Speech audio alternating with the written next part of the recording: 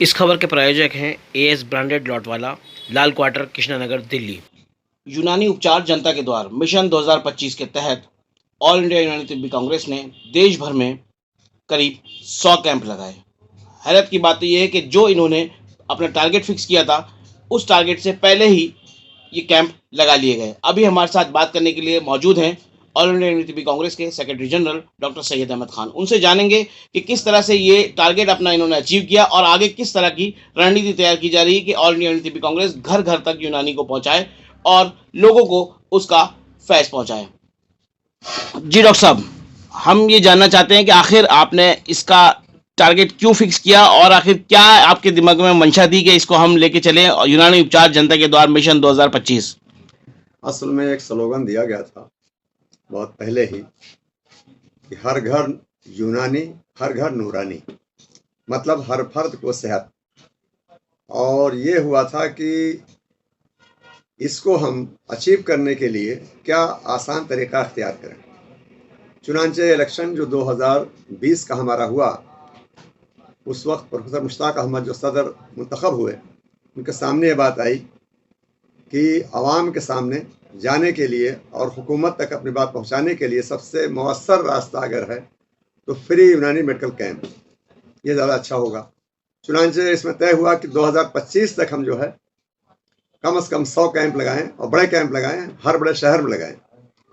अल्हम्दुलिल्लाह इसका आगाज़ दिल्ली से हुआ, जिसमें प्रोफेसर मुश्ताक साहब खुद मौजूद थे। और उसमें जो स्लोगन दिया गया था उस वक्त, यूनानी उपचार जनता के द्वार मिशन 2025, यानी 25 तक पूरा करना है। लेकिन यह अमर यकीनन खुशाइंद है और तिब्ब यूनानी की मकबूलियत का एक बड़ा सबूत भी है कि आवाम ने हमारा साथ दिया और हम ये कैंप जो है 1 साल पहले ही मुकम्मल करने में कामयाब हो गए। जो सबसे बड़ी बात ये रही कि जो NGOs हैं, मुकामी हजरात हैं, उनको जब पता लगा हमसे रब्ता किए, हमने उनसे कहा कि आप मेज़बानी कीजिए, डॉक्टर्स और दवाएं फ्री हम अपनी तरफ से मुहैया करवाएंगे।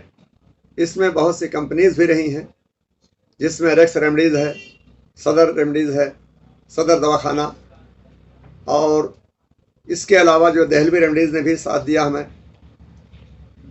ईबा इंडिया है, लिमरा है, स्काई हर्बल और दिगर बहुत सी कंपनीज ने हमें साथ दिया। इसमें सना हर्बल भी शामिल है, दहलवी सना। इन सभी हजरात का एक बड़ा ताउन हासिल रहा हमें, जिसकी वजह से हम इस प्रोग्राम को कामयाब करने में अल्हम्दुलिल्लाह। डॉक्टर साहब, न्यूज वर्ल्ड फॉर यू लगातार आप लोगों के कैंप को भी कवर करता रहा है और वहां पे भी लोगों से मिलता रहा है। और किस तरह की चीजें आपने की, कैसे जो कैंपों में लगातार भीड़ उमड़ रही थी, और क्या अब आपको क्या लगता है कि इसको मिशन को आप आगे चलाएंगे, कैसे लेके चल रहे हैं? जी, ये सिलसिला और दराज होगा माशाअल्लाह। हाँ, और ये हुआ कि ठीक है, ये हमने जब इतनी कामयाबी हासिल की है और आवाम में इसका मुस्बत यानी असर हुआ और लोग राग़िब हुए और बड़े पैमाने पर बेदारी आई, तो उसको हम और मज़ीद फ़रोग़ देंगे।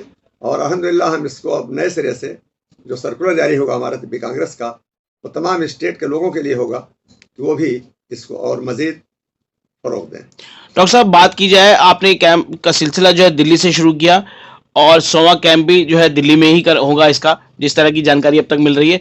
तो मैं ये जानना चाह रहा हूँ कि आखिर इस तरह का इतने बड़े पैमाने पे आप लोग ये कैंप करते रहे, तो दिल्ली सरकार भी दावे करती है स्वास्थ्य व्यवस्था को चाक चौबंद करने के, बड़ी बड़ी वो मुहैया कराने के। आपको नहीं लगता कि कहीं ना कहीं कुछ कमी है, लोग इस तरह के कैंपों में पहुंच रहे हैं? असल में इसको हम बराह रास्त सरकार को कहीं से भी नहीं ला सकते हैं कि सरकार का ताउन तो बहरहाल हासिल ही है, और इसमें बड़े पैमाने पर जो सरकारी सर्विसेज में मेडिकल ऑफिसर्स मौजूद हैं, वो भी खदमात अंजाम दे रहे हैं जी। एजाज़ी खदमात देते हैं बेचारे। ये उनकी बड़ी मोहब्बत और खलूस की बात है।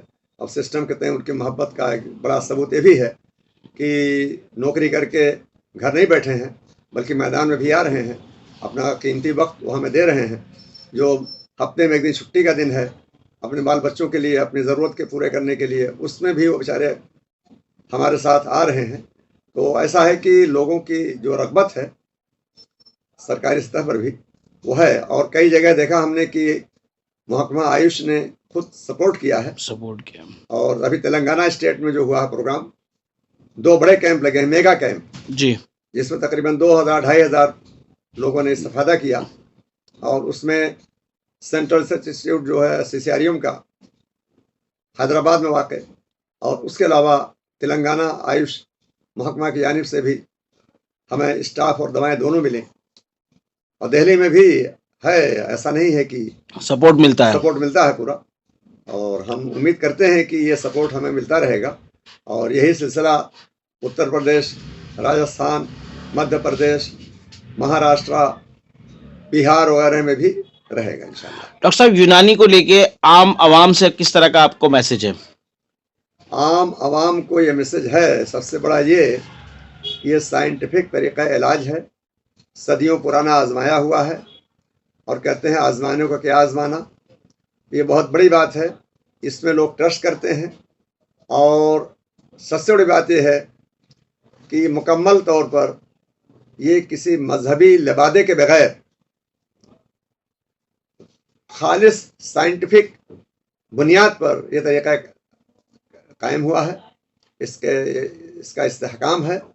और यही वजह है कि जहाँ कहीं भी तिब्ब यूनानी के मराकिज़ कायम हैं, वहाँ से लोग इस्तेफादा कर रहे हैं। और उनको मालूम भी है कि हम जैसे कि एक मर्ज़ का इलाज करते हैं दूसरे तरीक़ों से, 2 और मर्ज़ तैयार हो जाते हैं, वो तिब्ब यूनानी में नहीं है। तिब्ब यूनानी जड़ से मर्ज़ को ख़त्म करने का एक अच्छा तरीका इलाज है। डॉक्टर साहब, बहुत अच्छी आपने बात कही, लेकिन लोगों में ये कहीं ना कहीं आज भी घर करी हुई है कि चीज़ के यूनानी मतलब यार तो मुसलमानों का है, तो ये तो इलाज हो रहा है, सही है। और आयुर्वेद की बात होती है, हाँ ये बहुत अच्छी बात है, ये दूसरा। तो आपको नहीं लगता कि इसका जो एक ये तार है, ये तोड़ने की जरूरत है, बीच की दीवार को? बड़ी कोशिश किया है और अल्हम्दुलिल्लाह हमें ये बताते हुए बड़ा फख्र का एहसास हो रहा है कि महाकुंभ में हमने 2000 में जो महाकुंभ इलाहाबाद हुआ था प्रयागराज में जी, वहाँ 55,000 मरीज हमने देखे। और जाहिर है कि 100% वो गैर मुस्लिम हजरात ही थे। बहुत बढ़िया। इसके अलावा हमने अपनी मतलब हिट साइक्लोन एरिया जो है उड़ीसा वगैरह के इलाके में जी, वहाँ भी कैंप किया। इसके अलावा ये है कि ये आपका हरिद्वार वगैरह है, यहाँ महाकुंभ हुआ, यहाँ भी कैंप लगाया।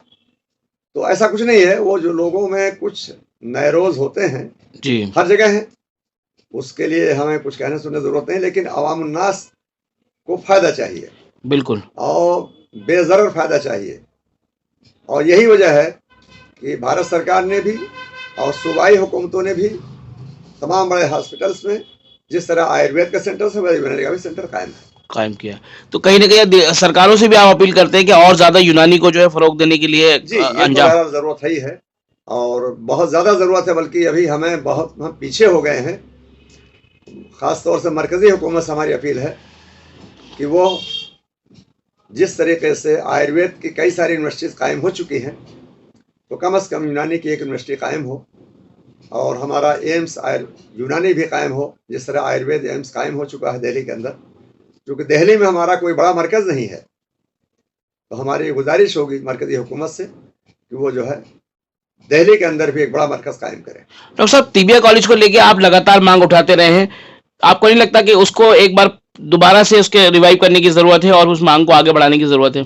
असल में तिबिया कॉलेज जो है वो तो मील का पत्थर है, जिसमें आयुर्वेद और यूनानी एक साथ कायम हुआ 100 साल पहले।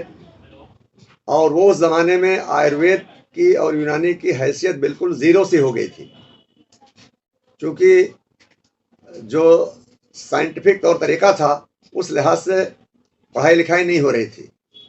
तो गुरु शिष्य परंपरा बहुत दिन में चलने वाली होती है, तो उसको है यानी एक साइंटिफिक तरीका देने के लिए हकीम अजमल खान, मुमताज़ मुजाहिद आज़ादी, उनका पूरे आयुष पर बहुत बड़ा एहसान है। ये पूरे भारत पर एहसान ये है कि भारतीय परंपरा को, भारतीय चिकित्सा पद्धति को जो है उन्होंने फ़रोग़ देने के लिए एक अमली इक़दाम किया और एक बहुत ही जदीद किस्म का यूनानी और आयुर्वेद का तिबिया कॉलेज और हॉस्पिटल कायम किया।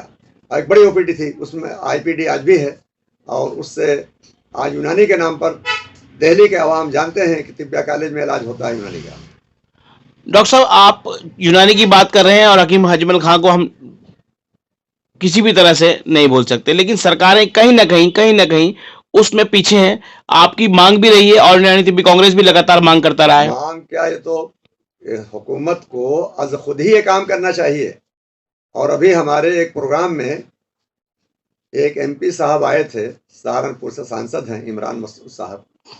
उन्होंने कहा ये तो वाकई हैरानी की बात है, हकीम अजमल खान जैसी अजीम शख्सियत को अभी तक भारत रत्न नहीं दिया गया। हकीम अजमल खान की शख्सियत को हम पहचान नहीं पाए, उनको सामने नहीं रख पाए। हकीम अजमल खान खाली सिर्फ आयुर्वेद के नहीं थे और यूनानी के, बल्कि उन्होंने जो है समाज में जो ताना बाना था बिखरने का, उसको एक करने का बहुत बड़ा काम उन्होंने किया है।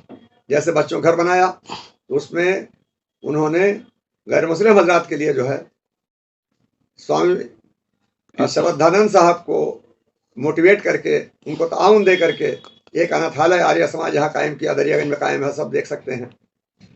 नीज वो है, इस तरह के शख्सियत थे कि कोई भी आदमी अपने वक़ार को मेंटेन करने के लिए, अपने वक़ार को बढ़ाने के लिए हकीम अजमल खान को आगे लाता था। यहाँ तक कि हिंदू महासभा, उसमें भी वो रिसेप्शन कमेटी के सदर रहे हैं कई मरतबा जी। नीज मुस्लिम लीग है, कांग्रेस कमेटी के अध्यक्ष रहे हैं। वो कोई बहुत गैर मामूली शख्सियत है असल में, लेकिन उसके बावजूद भी कहीं ना कहीं उनको नजरअंदाज किया जाना, ये हमारी बदकिस्मती है। हम चाहेंगे कि न सिर्फ मरकजी हुकूमत बल्कि दिल्ली हुकूमत भी आगे बढ़ करके इस काम को आगे करे और उनके नाम पर एक आयुष यूनिवर्सिटी कायम करे।